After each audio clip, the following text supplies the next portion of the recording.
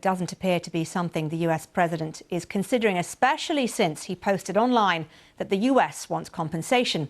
In an interview with Axios, Donald Trump said his administration is watching economic pressure mount on Iran.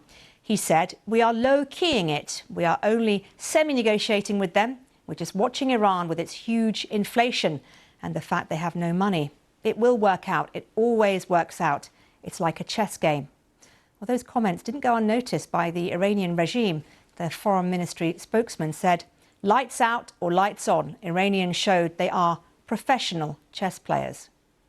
Well, joining me now is our North America correspondent, Daniel Bush, and our Middle East correspondent, John Donison. Daniel, to you first. Remind us what Donald Trump said exactly in that interview.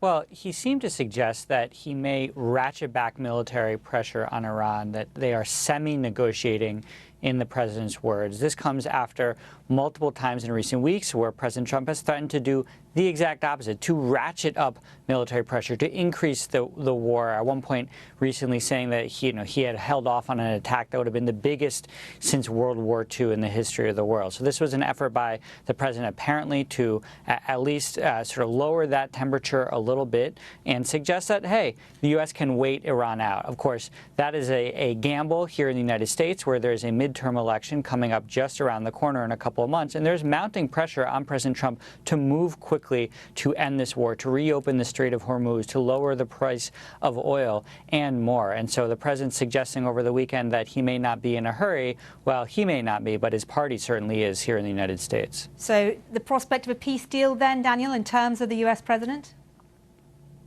Well, it's about as far off as it has been for several weeks. It's been a little bit of a holding pattern, but just in that Truth Social that you posted a moment ago where President Trump introduced a new demand on Iran in response to the Iranian suggestion of compensation claims, President Trump saying there that he now wants compensation for Iran for decades of what he says has been violence from the regime. That is not likely to be something that Iran would agree to. President Trump also pointing out that he would want compensation for the victims who were killed in mass protests there earlier this year. Again, not something that Iran would presumably be interested in entertaining. So it's the latest example of just when there seemed to maybe potentially be breakthrough in diplomatic talks, President Trump introduces more wrinkles into it. And when it comes to the Strait of Hormuz, still pretty far off from a deal, at least one the United States would seemingly be willing to accept.